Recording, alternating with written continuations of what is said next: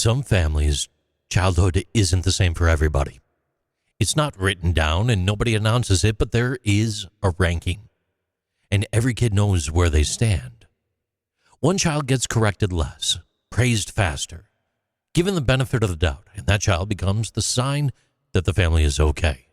That child becomes the golden child. This isn't new language or a modern trend.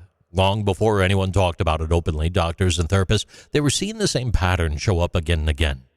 As early as the first half of the 20th century, families under stress didn't treat all their kids the same.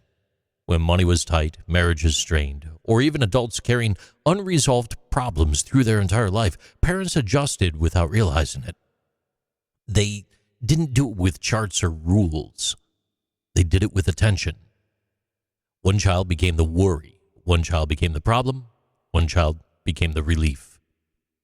The golden child was usually the easy one, the one who listened, the one who lined up with the parents' values, and the one who didn't rock the boat.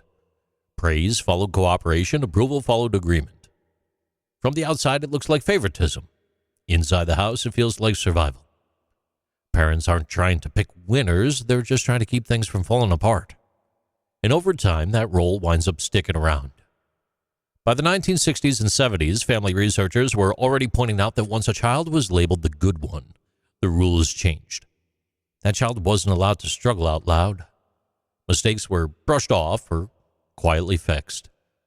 Failure made everybody uncomfortable, and because it threatened the idea that things were under control, there became a part that people don't like to hear. And that's that the golden child isn't lucky. They're trained. They learn early that being loved means being reliable, that approval comes from staying calm, that problems should be handled quietly if at all. Rest feels earned, needing help feels risky. And as adults, many golden children don't know who they are without achievement. They take on too much. They manage other people's emotions. They stay useful even when it costs them themselves. And when they finally mess up, the fall feels bigger than what it should, because falling was never allowed to be normal.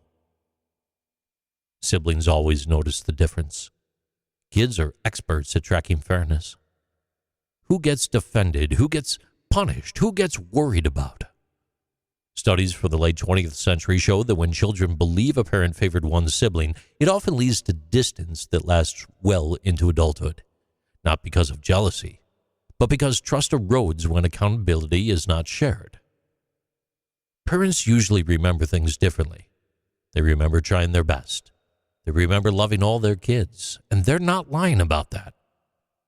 Children, though, they remember how it felt. Both memories can exist at the exact same time. One shapes how a nervous system develops, though. The golden child grows up with an unspoken deal. Stay steady, stay impressive, don't make things harder than they need to be. Their job is not to be themselves, it's to keep things running smoothly. And that role sometimes gets passed down. Adults who were golden children sometimes repeat the same pattern without meaning to. Not because they want to, but because imbalance feels familiar. Calm feels conditional. What stops the cycle isn't blame, it's awareness. Research today is very clear about one thing. Kids don't need to be perfect. They just need to feel safe being human. Recognizing strengths isn't the problem. Tying love to performances. They shouldn't feel bad about seeing a mom and dad hug. It's normal. For people who grew up as golden children, healing often starts with the hard truth. You were appreciated, but you were also carrying a role. You kept things working. You made things look okay. That was never your responsibility.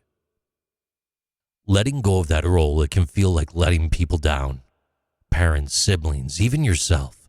But it's also where life stops feeling like a test that you could wind up failing at any moment. Family hierarchies don't announce themselves. They form at dinner tables, in car rides, over report cards, and in who gets forgiven first. Sometimes the kid who looked like they had it best was carrying more than anyone realized. These are Interesting Things with JC.